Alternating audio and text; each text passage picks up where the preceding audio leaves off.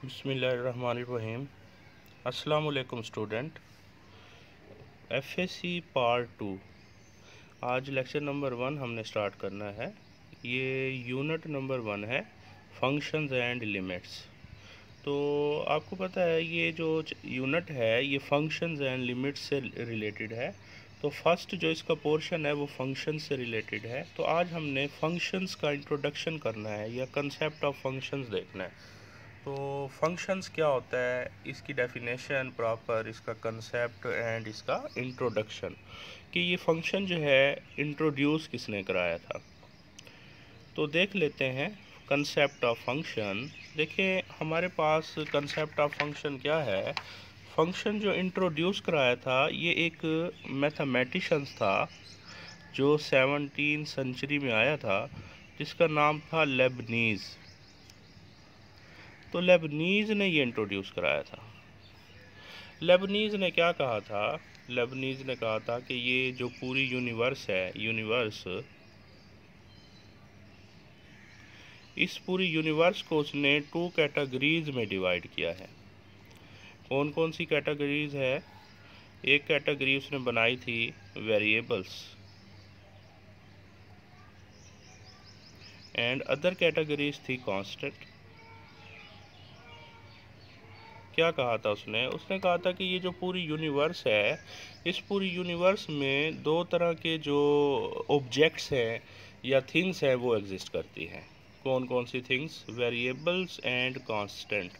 अब वेरिएबल कौन सी होती हैं? यानी कि उन थिंग्स को, उन ऑब्जेक्ट्स को उसने वेरिएबल्स का नेम दिया जो चेंजेबल हों, जो चेंज हो सकती हों। और कांस्टेंट उसने उन चीज़ों को कहा, उन ऑब्जेक्ट्स को कहा जो रिमेन्स सेम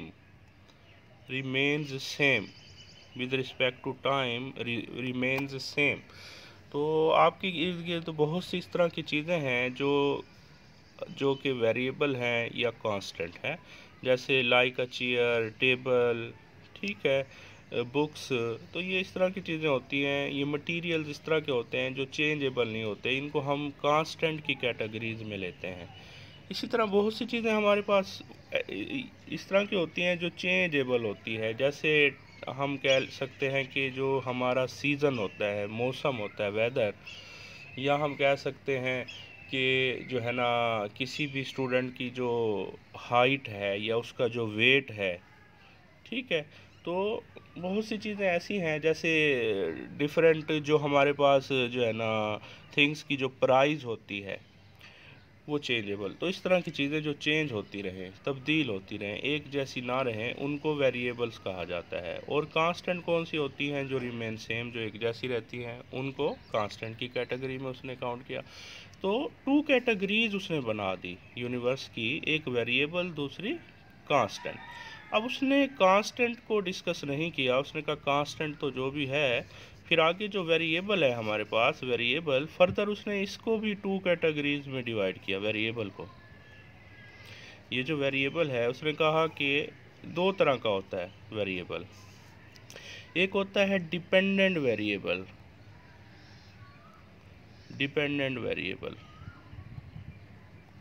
और सेकंड को उसने कहा इंडिपेंडेंट वेरिएबल। ठीक है। तो डिपेंडेंट वेरिएबल, इंडिपेंडेंट वेरिएबल। तो अगर आपके पास dependent variable and independent variable के दरमियान कोई रिलेशनशिप हो, किसी भी तरह का कोई रिलेशन हो, जैसे आप देखें ये जो क्रॉप होती है, फसल होती है, इसको ग्रो करने के लिए आपको पता है कि लाइट की भी रिक्वायरमेंट होती है। इसी तरह इसको जो है ना, जो ज़मीन है वो फर्टाइल होनी चाहिए। इसी तरह जो है आप कह लें इसको जो है ना, मौसम भी इस पे असरअंदाज होते हैं। तो वो जो उसकी ग्रोथ है वो डिफरेंट फैक्टर्स पर क्या कर रही है? डिपेंड कर रही है। तो अब देखें कि ये डिपेंडेंट वेरिएबल हुआ, एक इंडिपेंडेंट वेरिएबल हुआ। जैसे आपके पास जो ग्रोथ है वो डिपेंडेंट वेरिएबल है, क्रॉप की जो ग्रोथ है वो डिपेंडेंट वेरिएबल है, और ये जो लाइट है वो इंडिपेंडेंट वेरिएबल हुआ जिस पे वो डिपेंड कर रही है। ठीक है। तो इनके दरमियान में एक रिलेशनशिप है, मीन के एक रिलेशन से ये चल रहे हैं। तो इस तरह डिफरेंट हमारे इर्द गिर्द बहुत सी इस तरह की आपको चीज़ें नज़र आएंगी जिनके दरमियान डिपेंडेंस की रिलेशनशिप है। सिंपलेस्ट वे में अगर आप देखें, स्टूडेंट और टीचर्स के दरमियान जो एक रिलेशनशिप होती है वो भी डिपेंडेंस की होती है।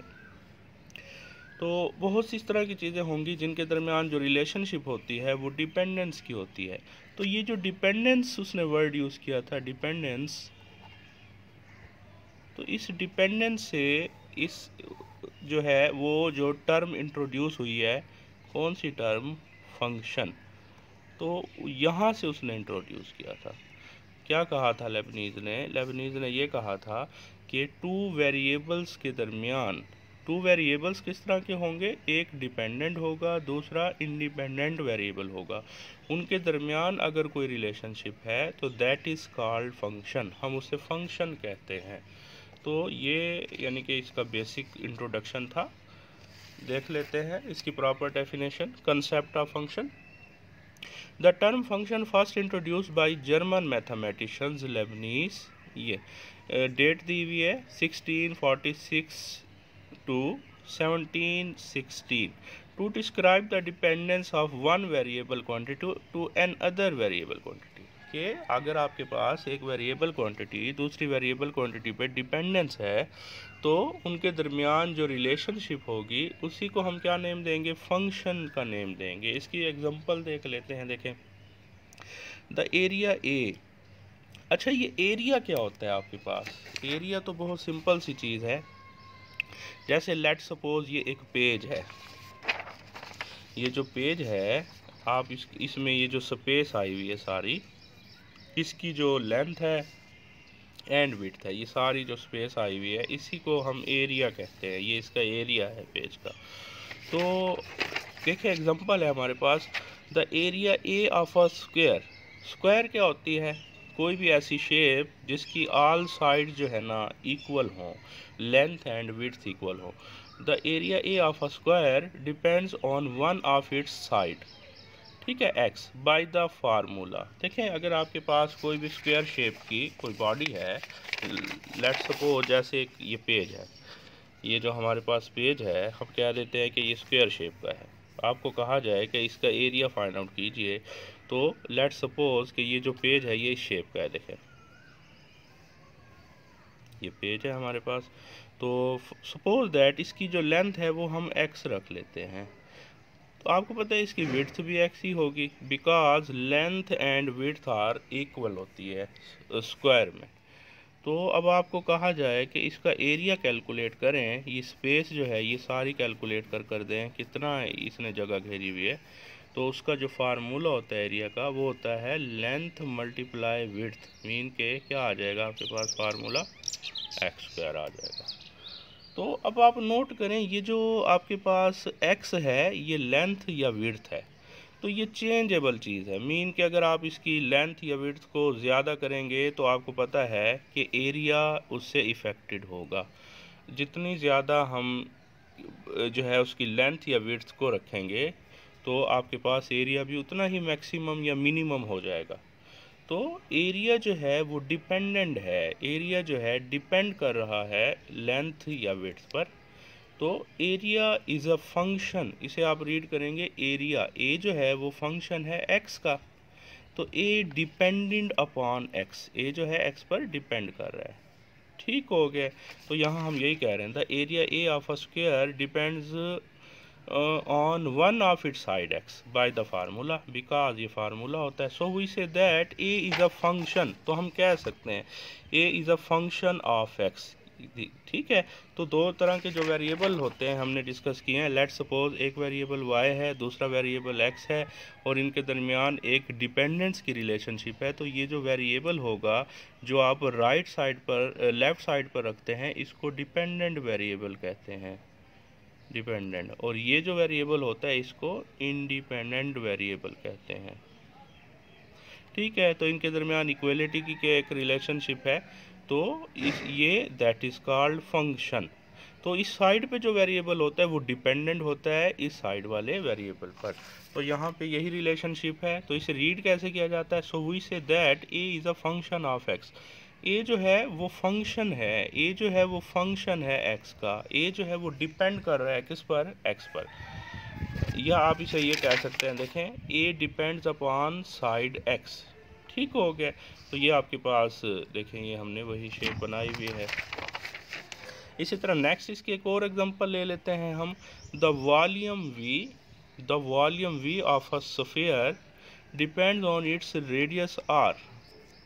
जो स्फीयर का वॉल्यूम होता है वो डिपेंड करता है किस पर? डिपेंड करता है इट्स रेडियस पर। अब स्फीयर क्या होता है? क्वेश्चन ये है कि स्फीयर का आपको पता होना चाहिए कि स्फीयर किसको कहते हैं। देखें, एक सर्कल होता है, सर्कल और स्फीयर में डिफरेंस होता है। एक सर्कल है आपके पास, एक स्फीयर है। जो सर्कल होता है ये 2 डायमेंशनल बॉडी होता है, मीन के इसके दरमियान में गैप होता है, बाउंड्री पर ओनली पॉइंट होते हैं, दरमियान में गैप होता है। जैसे आप कह लें, जैसे व्हील होता है, व्हील एक सर्कल है, ठीक है ना, या रिंग की रिंग कह लें आप, ये एक सर्कल है, दरमियान में क्रॉसिंग हो, गैप हो। तो स्फीयर क्या होता है? स्फीयर जो होता है वो उसकी सारी बाउंड्री क्लोज्ड होती है, सारी बाउंड्री क्लोज होती है। जैसे लाइक अ बॉल आपके पास है, फुटबॉल है या बॉल है, ठीक है ना, ऊपर से सारी बाउंड्री उसकी क्लोज्ड होती है। तो जो 2 डायमेंशनल बॉडीज़ होते हैं उनका वॉल्यूम नहीं होता, उनका एरिया होता है। तो जो आपके पास 3 डायमेंशनल बॉडीज़ होते हैं जिनकी बाउंड्री क्लोज है, ठीक है ना, या जिसकी कुछ हाइट भी हो, तो 3 डायमेंशनल में आते हैं। जैसे ये पेज है, तो ये पेज जो है ये 2 डायमेंशनल है, 3 डायमेंशनल नहीं है, बिकॉज इसकी हाइट नहीं है कोई भी कुछ, ठीक है। तो ये जो बॉल है ये 3 डायमेंशनल में आएगी, ये स्फीयर है। तो अगर आपको कहा जाए कि इसका वॉल्यूम कैलकुलेट करें, तो वॉल्यूम का जो फार्मूला वैसे किसी भी बॉडी का होता है, तो वो मतलब विड्थ, हाइट, लेंथ, ये चीज़ें होती है ना, तीनों को मल्टीप्लाई। बट ये स्फीयर है तो इसका अपना एक प्रॉपर फार्मूला होता है। और इसका क्या फार्मूला है? देखें, ये फार्मूला होता है वॉल्यूम ऑफ स्फीयर का। अब यहाँ पर ये जो आपके पास पाई है ये कांस्टेंट चीज़ है, पाई की वैल्यू जो है वो फिक्स होती है। और आपको पता है कितनी वैल्यू होती है इसकी? ये तो ये इसकी फिक्स वैल्यू है, ये भी कांस्टेंट क्वांटिटी है। तो यहाँ पे जो आर है वो वेरिएबल है। वेरिएबल मीन कि आर जो है चेंजेबल है, आर की वैल्यू चेंज हो सकती है, चेंज होती रहती है। तो जैसे जैसे आप रेडियस को, आर को कम या ज़्यादा करेंगे तो जो वी है वो इफ़ेक्टेड होगा, वॉल्यूम उसका इफ़ेक्टेड होगा। सपोज दैट कि अगर आप वॉल्यूम, ये जो आपका इसका रेडियस है ये कम कर देते हैं, शॉर्ट कर देते हैं, तो आप देखें इसका जो वॉल्यूम होगा वो भी कम हो जाएगा। तो यहाँ पे जो v है वो डिपेंड किस पे कर रहा है? r पे डिपेंड कर रहा है, v डिपेंडेंट अपॉन r, ठीक है। तो हम कहेंगे कि v is a function of r। तो ये एक फंक्शन है, इनके दरमियान रिलेशनशिप है। आगे इसकी प्रॉपर डेफिनेशन है हमारे पास कि फंक्शन होता क्या है। A function is a rule और कॉरस्पोंडेंस। एक फंक्शन जो है एक रूल होता है या कॉरस्पोंडेंस होता है। किस तरह का रूल होता है, या आप ये कह सकते हैं सिंपली, अगर आपने डिफ़ाइन करना हो फंक्शन को, तो बहुत सिंपल इसकी डेफिनेशन ये होती है कि अगर आपके पास 2 सेट्स हैं, 2 वेरिएबल्स हैं, कोई से 2 वेरिएबल्स हैं, उनके दरमियान में एक रिलेशनशिप हो, ठीक है ना, तो हम ये कहेंगे कि ए रिलेशनशिप कह लें या सिंपल रिलेशन कह लें, ए रिलेशन बिटवीन 2 सेट्स कह लें, 2 वेरिएबल्स कह लें, 2 sets x and y whose output is unique for every input। ठीक है, कि अगर हर एक जो आपके पास इनपुट है, हर एक जो इनपुट है उस इनपुट की जो आउटपुट मिल रही है वो यूनिक मिल रही हो, मीन के एक ही आउटपुट हो। आप डिफरेंट इनपुट में तो हमने सारा ओवरऑल जो है ना हम देंगे, बट हमें जो आउटपुट मिलनी चाहिए वो यूनिक होनी चाहिए, एक होनी चाहिए। तो इस तरह की जो रिलेशनशिप होती है उसको हम फंक्शन कहते हैं। जैसे आपके पास एक मशीन है लाइक अ जूसर मशीन, आप उसमें डिफरेंट जो है ना, उसमें हम मिल्क डालते हैं या उसमें जो है ना हम बनाना डाल देते हैं, ये डिफरेंट और कुछ भी अगर आप उसमें मिक्स करना चाहें, जैसे शुगर हम उसमें मिक्स कर देते हैं, तो आपको जो मटेरियल मिलेगा उस मशीन से पास होने के बाद, तो वो ओनली वन होगा, मीन के उसका जो स्ट्रक्चर होगा वो एक होगा। तो ये फंक्शन है। तो फंक्शन में क्या होता है कि आउटपुट यूनिक मिलनी चाहिए। इनपुट मैक्सिमम जितनी भी है सारी हम देंगे, बट आउटपुट क्या होगी, यूनिक मिलनी चाहिए। तो ये फंक्शन होता है। तो देखें, फंक्शन एक रूल होता है। A function is a rule or correspondence relating two sets or variable in such a way that each element in the first set का हर element corresponds to one and only one element in the second set। ठीक है। तो mathematically आप इसे कैसे explain करेंगे कि मैथमेटिकली फंक्शन को हम, फॉर एग्जांपल f एक फंक्शन है फ्राम x टू y, तो इसकी नोटेशन इस तरह की होती है कि f is a function from x to y। ठीक हो गया।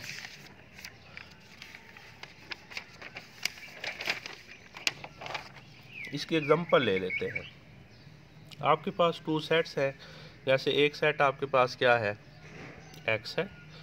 x में जो एलिमेंट्स हैं वो क्या है, 1 2 3 4 ये। एंड y में जो एलिमेंट्स हैं, लेट्स सपोज वो क्या है, a b c d। ये टू सेट्स हैं आपके पास, नॉन एम्प्टी सेट्स हैं। तो इनके दरमियान हम एक रिलेशनशिप बना रहे हैं। किस तरह की रिलेशनशिप, ये देखें। उस रिलेशनशिप का जो नेम है हमने क्या रखा है, उस रिलेशनशिप को हम कह देते हैं कि वो जो रिलेशनशिप है वो f उस रिलेशनशिप का नेम है। तो किस तरह की रिलेशनशिप है, 1 को रिलेट आपने कराया है b के साथ, 2 को रिलेट कराया है a के साथ, 3 की जो रिलेशनशिप है, 3 को जो रिलेट करा रहे हैं, ये असाइन कर रहे हैं वो c के साथ कर रहे हैं, एंड 4 को भी असाइन कर रहे हैं c के साथ। अब नोट करें आप कि आपके पास यहाँ पे 1 जो है ना, 1 जो हमने इनपुट दी है, क्या इसकी 2 आउटपुट मिल रही है। 1 की अटैचमेंट ओनली किसके साथ है, 1b के साथ है। इस तरह 2 के एलिमेंट की ओनली किसके साथ है, यानी कि हर एलिमेंट की देखें, 1 की जो इमेज है, 1 का जो इमेज है अंडर f वो b है ओनली, और कोई एलिमेंट नहीं है। तो 2 का जो इमेज है अंडर f वो a है। ठीक है, ओनली a के साथ अटैचमेंट है। तो इसी तरह 3 की जो अटैचमेंट है अंडर f वो c के साथ है। ठीक है। तो यूनिक आपके पास जो है ना इमेज मिलना चाहिए, और यहाँ से फॉर ऑल हमने इनपुट देनी है, कोई एलिमेंट रिमेनिंग भी नहीं रहना चाहिए। और यहाँ से आउटपुट किस तरह की मिलनी चाहिए, यूनिक मिलनी चाहिए। तो दैट इज़ कॉल्ड फंक्शन। तो ये फंक्शन होता है। तो देखिए, फंक्शन में दो चीज़ें होती हैं आपके पास, क्योंकि टू सेट्स दिए होते हैं, ये फर्स्ट सेट है एंड ये सेकंड सेट है। ये जो फर्स्ट सेट होता है इसको डोमेन कहते हैं, और ये जो सेकंड सेट है एज ए होल इसको परी डोमेन कहते हैं। ये पूरा जो एज ए होल सेट है ये परी डोमेन है, और ये जो सेट है ये आपके पास डोमेन है। अच्छा, एक रेंज भी होता है। अब जितने एरिया में मैपिंग हुई है, मीन के ये इतने एरिया में मैपिंग हुई है, तो ये रेंज का एरिया है, इसको रेंज कहते हैं हम। तो डोमेन ऑफ अ फंक्शन क्या होती है, जो हम इनपुट देते हैं। The input set x is called domain and the set y output is called range. जो आउटपुट सेट होता है एज ए होल, पूरा कंप्लीट सेट नहीं, क्योंकि आउटपुट ओनली ये एलिमेंट मिले हैं, तो इसको रेंज कहा जाएगा। तो एज ए होल पूरे सेट को क्या कहा जाएगा, इसको प्री डोमेन कहा जाएगा। जैसे अभी हमने एग्जांपल दी थी, A square of a given side has only one area. अब आप नोट करें, जो हमने देखा था कि आपके पास जो फंक्शंस को हमने डिस्कस किया था, जैसे ये आपके पास ये स्क्वायर है, तो स्क्वायर का जो एरिया आया था वो एक आया था। ये देखें, ये आपके पास a is equal to x square. अब आप यहाँ पे डिफरेंट वैल्यूज़ दें, लेकिन आंसर आपको एक ही मिल रहा है ना। डिफरेंट मतलब कहने का मकसद है x की कोई भी वैल्यू पुट करें, आंसर एक आना चाहिए। ठीक है, आंसर तो एक ही आएगा ना। जैसे 2 पुट करते हैं तो आंसर 4 मिल जाएगा, 5 पुट करते हैं तो आंसर जो है 25 मिल जाएगा। तो यूनिक इमेज मिल रहा है, तो ये एक फंक्शन है। इसी तरह वॉल्यूम की हमने एग्जांपल देखी थी, वॉल्यूम की ए sphere of a given radius has only one volume. ठीक है, उसका जो वॉल्यूम था वो भी क्या था, यूनिक था। Notation and value of a function. तो नोटेशन जो है किस तरह की होती है, देखें, notation and value of a function, if a variable y depends on variable x in such a way that each value of x determine exactly one variable of y, then we say that y is a function of x। ठीक है, तो concept तो वही हमारे पास आ रहा है। तो एक स्विस मैथमेटिशियन था जिसका नाम एलर था, उसने इन्वेंट किया था इसका जो सिंबल है, मीन के फंक्शंस को डिनोट कैसे करते हैं, सिंबल। उसने क्या कहा था, उसने ये कहा था कि if y is a function of x then in mathematically it's write as के y is equal to f of x. तो इसको राइट कैसे किया जाएगा, y is equal to f of x which is read as, और इसे आप read कैसे करेंगे, y equal to f of x, y equal to f of x. ठीक हो गया। तो ये आपको इस तरह की रोटेशंस कहीं भी नज़र आएगी तो आप कहेंगे कि ये एक फंक्शन है। अब देखें, फंक्शंस को आप ये भी कह सकते हैं कि फंक्शन लाइक अ मशीन होता है, कंप्यूटिंग मशीन होता है, कि आप उसे इनपुट दे रहे होते हैं और आपको यूनिक आउटपुट मिल रही होती है। जो आपको आउटपुट मिलेगी वो किस तरह की होगी, वो यूनिक आउटपुट होगी। ठीक है, तो यहाँ आप मैक्सिमम इनपुट देंगे, बट कंप्यूटिंग मशीन एफ एक कंप्यूटिंग मशीन है, तो आउटपुट आपको यूनिक मिलनी चाहिए। F takes input as x and produce exactly one output f of x. Let suppose कि ये आपके पास जैसे एग्जांपल है, देखें, y is equal to 2x² plus x plus 1 is a function. कैसे फंक्शन है कि y जो है वो डिपेंडेंट अपॉन x है। जैसे आप x को कोई भी इनपुट देंगे, लेट सपोज 1 इनपुट दे देते हैं, यहाँ पर जब आप 1 रिप्लेस करेंगे तो यहाँ पर 1 रिप्लेस करें, कैलकुलेट होकर एक वैल्यू आ जाएगी। तो x की वैल्यू चेंज करने से आपके पास y की वैल्यू चेंज हो जाएगी और ओनली वन आउटपुट मिल रही है। तो ये फंक्शन है। बट इस केस में आप नोट करें, y² is equal to 3x plus 4 not a function, ये फंक्शन नहीं है। क्यों फंक्शन नहीं है, तो यहाँ पे x की वैल्यू आप कोई रिप्लेस करते हैं, जैसे लेट सपोज हमने 1 रिप्लेस की, तो आपके पास कैलकुलेशन ये हो गई है। दोनों तरफ अंडर रूट लेंगे, तो जहाँ पे अंडर रूट लिया जाता है तो एक साइड पर प्लस माइनस रिप्लेस करते हैं। ठीक है ना, तो ये आप अंडर रूट जब इसका रिमूव करेंगे तो y आ जाएगा, और इसका जो अंडर रूट आया ये आपके पास 2 वैल्यूज आई हैं, मीन के एक प्लस का ये है, एक माइनस की। जो आउटपुट आया है वो यूनिक नहीं है, एक से ज़्यादा वैल्यू है, तो ये फंक्शन नहीं है। ठीक है, तो ये हम मोस्टली इस तरह की इक्वेशंस आगे चलकर सॉल्व करेंगे, आपके सामने होंगी। तो एक फंक्शंस दिया होगा, कोई फंक्शन है या नहीं ये भी आपको पता होना चाहिए, इक्वेशंस की फॉर्म में होगा ना, तो कोई फंक्शन है या नहीं ये भी हमने आगे चलकर देखना है। ठीक हो गया। तो ये तो आज था इंट्रोडक्शन ऑफ फंक्शंस, कि एक फ़ंक्शन क्या होता है, ये इंट्रोड्यूस किसने किया था, और जो है इसका कंसेप्ट क्या है, इसकी प्रॉपर डेफिनेशंस क्या है। ठीक है, तो नेक्स्ट जो होगा इंशाल्लाह हम डिस्कस करेंगे फंक्शंस की, ऑल टाइप्स ऑफ फंक्शंस।